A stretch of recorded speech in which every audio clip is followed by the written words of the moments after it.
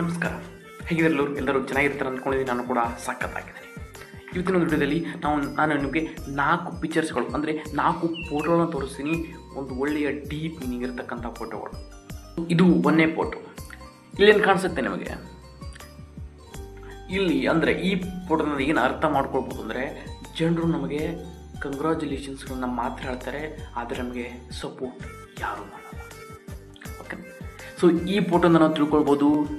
ಒಬ್ಬ ವ್ಯಕ್ತಿ ತನ್ನ ಮರಣದ ನಂತರ ನರಕಕ್ಕೆ ಅಥವಾ ಸ್ವರ್ಗಕ್ಕೆ ಯಾವ ಹಣವೂ ಕೂಡ ತೊಗೊಂಡು ಹೋಗೋಕ್ಕೆ ಸಾಧ್ಯ ಇಲ್ಲ ಅಂತ. ಓಕೆನಾ? ಸೊ ಮತ್ತು ಈ ಫೋಟೋಯಿಂದ ನಾವು ಏನು ಅರ್ಥ ಮಾಡ್ಕೊಳ್ಬೋದಪ್ಪ ಅಂತ ಕೇಳಿದ್ರೆ, ಸೊ ನಾನು ನಾಳೆ ತೊಗೋತೀನಿ, ನಾಡ್ದು ಮಾಡ್ತೀನಿ ಕೆಲಸ, ಇವತ್ತು ಮಾಡಲ್ಲ ನಾಳೆ ಮಾಡ್ತೀನಿ, ನಾಳೆಯಿಂದ ನಾಡ್ದು ಮಾಡ್ತೀನಿ, ಹೀಗೆ ಮಾಡ್ಕೋಬೇಕು. ಕೊನೆ ನಾವು ಸತ್ತೇ ಹೋಗ್ತೀವಿ, ಕರೆ ಆ ಕೆಲಸ ಆಗಲ್ಲ. ಓಕೆನಾ? ಇದರಿಂದ ಇದು ಅರ್ಥ ಆಗುತ್ತೆ. ಸೊ ಈ ಫೋಟೋದಿಂದ ಅರ್ಥ ಆಗುತ್ತೆ, ಇವತ್ತು ನಾನು ರೆಡಿ ಇಲ್ಲ, ನಾಳೆ ರೆಡಿ ಆಗ್ತೀನಿ, ನಾಳೆ ಮಾಡ್ತೀನಿ, ನಾಳೆ ರೆಡಿ ಇಲ್ಲ, ನಾಡ್ದು ರೆಡಿ ಆಗ್ತೀನಿ, ನಾಡ್ದು ಮಾಡ್ತೀನಿ ಅಂತಕ್ಕಂಥ